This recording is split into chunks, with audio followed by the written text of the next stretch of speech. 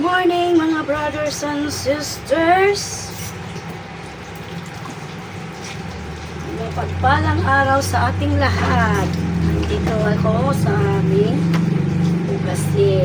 Ayan. Ugasin sa umaga. Tambak na ugasin sa umaga.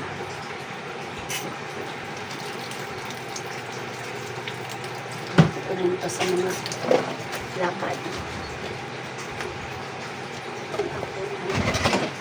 Ito, ugas-ugas muna.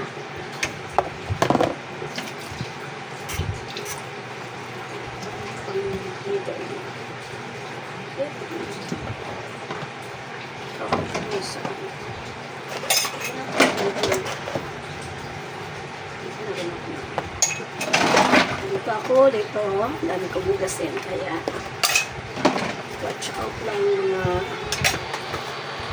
mga brothers and sisters, mga kumari-kumpari, bata matanda, may ipin o wala, ayan, magano muna tayo, ugas. Kahapon pala, galing kami sa Kandakan, ay paano nakaligo din. At salamat sa aming madam, sa aming kapitana na nag-sponsor sa aming sasakyan.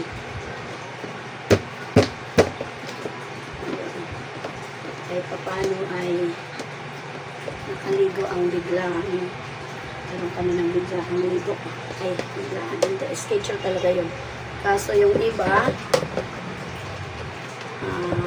hindi nakasama dahil noperan sila ng double pay. Double pay na at yung absent ay aawol. Ayan. Hindi sila nakasama. Pero pa man, salamat sa Diyos sa paggabay niya sa amin, sa aming paligo. Ang galing ng aming driver, ang bilis. Alam niya yung mga shortcutan, kaya ang bilis namin narating. Katulad ng una namin mga paligo ay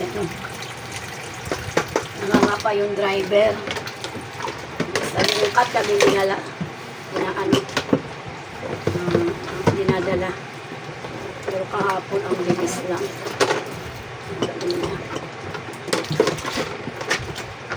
Kaya, salamat sa aming mamang driver sa pagiging magaling na driver. Safe kaming nakatating doon at safe din kaming nakauwi.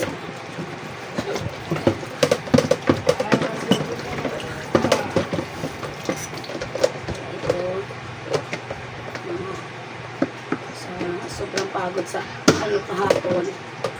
Ayan, ang aming binakunan ngayon pa lang manilinisan. Yung iba nalinisan na kagabi.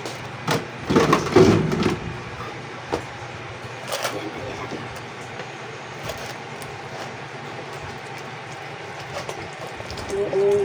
Ano kami yung tawag doon? Enjoy talaga yung mga bata, yung mga youth. Enjoy sila yung mga youth. Dahil minsan lang magkaroon ng driving. Minsan lang kami makapaligo. Dahil lagi namang mga busy. Pero yung iba, busy pa rin.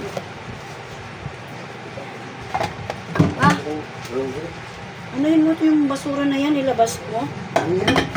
Ilabas mo na. Pupunta pa tayo sa simbahan. Ano natin yung upuan. Ayan, pasensya na.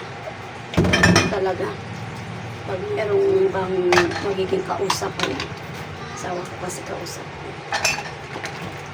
Bili pa raw siya ng isda. Galunggong. Napakamahal na ng bilihin ngayon. Grabe. Wala pa nang mabiling 100 na. Kuan halaga. Puro 200. Bangus, galunggong. Dati sa panahon ni Kore, ang galunggong ay sinabi nilang mahal na daw yun. Pero mura pa rin pala.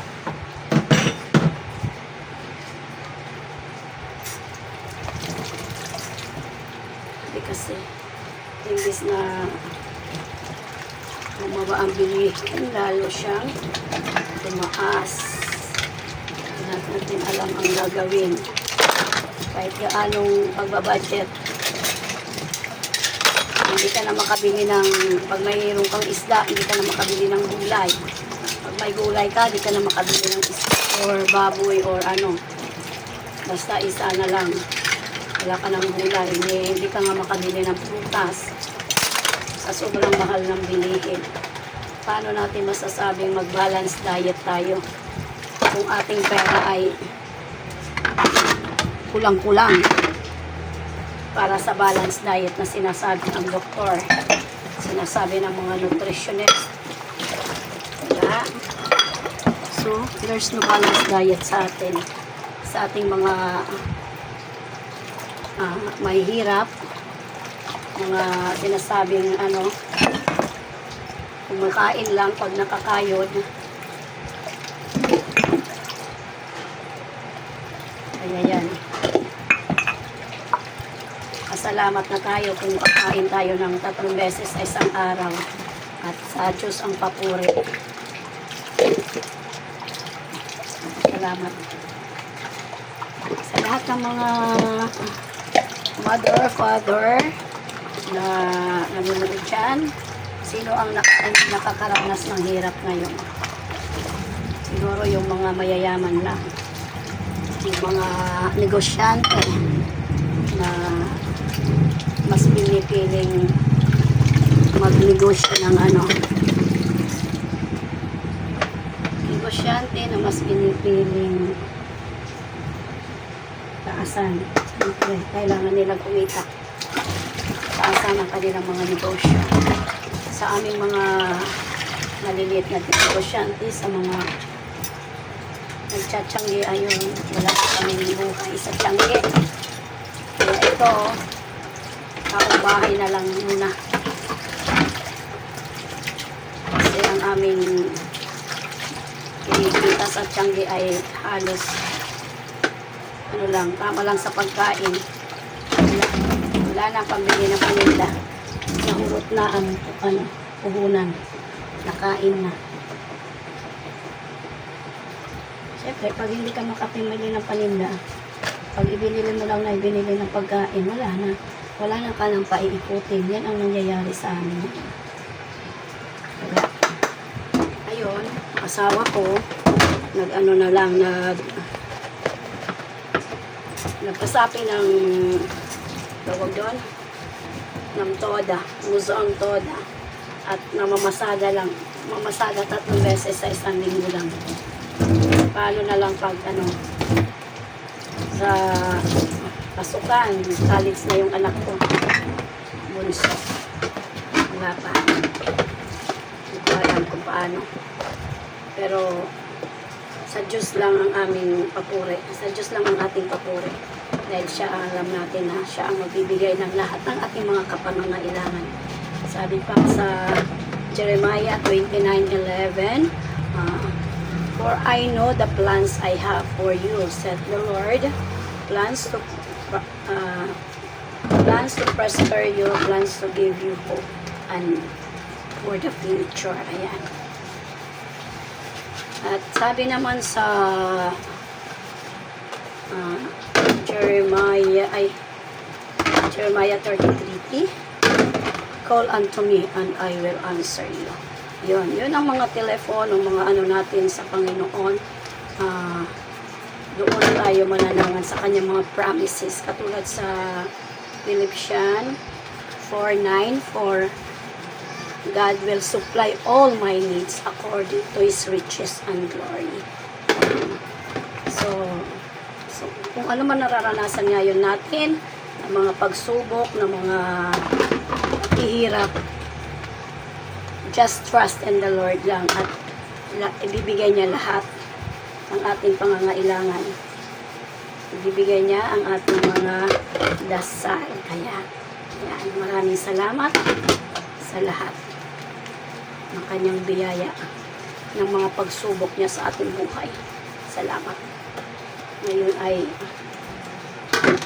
ito naman ako. Matatapos na ako. Kaya yan.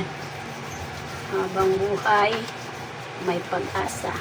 Lalo na kung ikaw ay naglilingkod sa Diyos. Lahat ng pag-asa, lahat ng araw ay may pag-asa.